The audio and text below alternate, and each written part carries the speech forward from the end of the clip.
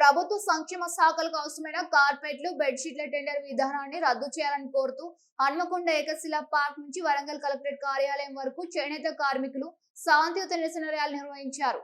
సందర్భంగా చేనేత సంఘ నాయకులు మాట్లాడుతూ కార్మికుల ఆత్మహత్యలకు కాంగ్రెస్ ప్రభుత్వమే బాధ్యత వహించాలని స్పష్టం చేశారు. ఉమ్మడి వరంగల్, కరీంనగర్ జిల్లాలో ఇప్పటికే సుమారు 10,000 మంది చేనేత కుటుంబాలలో దాదాపు 50,000 మందికి అవసరమైన చేనేత బెడ్షీట్లు, కార్పెట్లు గత 40 సంవత్సరాల నుంచి అందజేస్తున్నామని అన్నారు. నా పేరు అడిగోపుల సంపత్, జిల్లా చేనేత ప్రతినిధిని. గత 40-50 సంవత్సరాల నుంచి ఏ ప్రభుత్వం వచ్చినా కానీ ఈ బెడ్షీట్లు, కార్పెట్లు వెల్ఫేర్ డిపార్ట్మెంట్స్కు, సోషల్ వెల్ఫేరే కానీ, గురుకులాలు, బీసీ హాస్టల్స్కు అన్నిటికీ ఈ వెల్ఫేర్ దృష్టిని ఆలోచన చేసి వాళ్ళకు సప్లై చేసి టెస్కోకు ఆర్డర్లు ఇచ్చి టెస్కో నుంచి మా చేనేత సహకారం నుంచి తయారు చేయించి ఖరీదు చేసి వాళ్ళకు సప్లై చేసేవారు.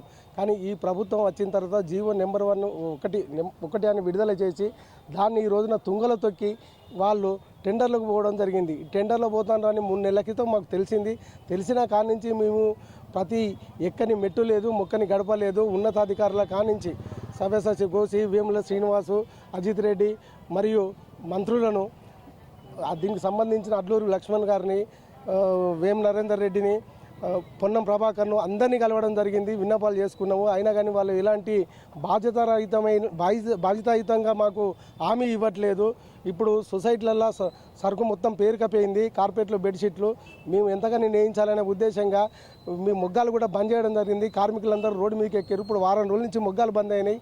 అయినా కానీ ప్రభుత్వం ఎలాంటి మమ్మలను సంప్రదింపులే కానీ చేయట్లేదు.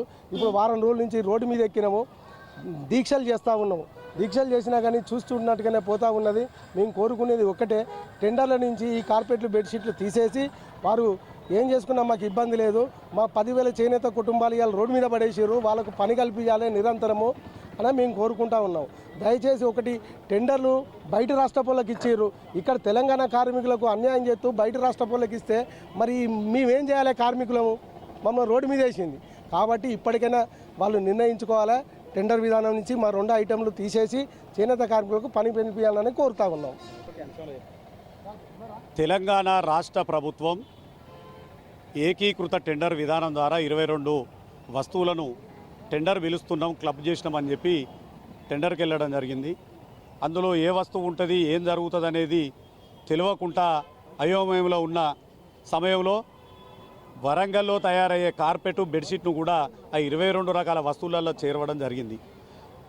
గవర్నమెంట్ టెండర్కు పోతే విద్యార్థులకు సంబంధించిన టైలు, పెన్నులు, పెన్సిళ్ళు, సబ్బులు, షూలు, ట్రంకు పెట్టెలు, పుస్తకాలు అవన్నీ కూడా పరిశ్రమలో తయారవుతాయి.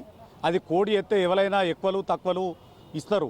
కానీ ఈ 2 రకాలు వరంగల్ కార్పెట్, బెడ్షీట్ను కనుక అలా చేరిస్తే ఉన్న పలంగా 10,000 చేనేత కుటుంబాలు రోడ్డున పడే అవకాశం ఉన్నది అని చెప్పి మాకు తెలిసిన వెంటనే మంత్రులందరి దగ్గరికి, సీఎంఓ దగ్గరికి, సీఎం గారి దగ్గరికి ఈ యొక్క తీవ్రతను చెప్పడం జరిగింది. అక్కడ చెప్పడం మాత్రం చేనేత కార్మికులకు హాని చేయం, ఈ ప్రభుత్వం చేనేత కార్మికుల్ని ఆదుకుంటుందని చెప్పి అక్కడ చెప్పడం జరిగింది.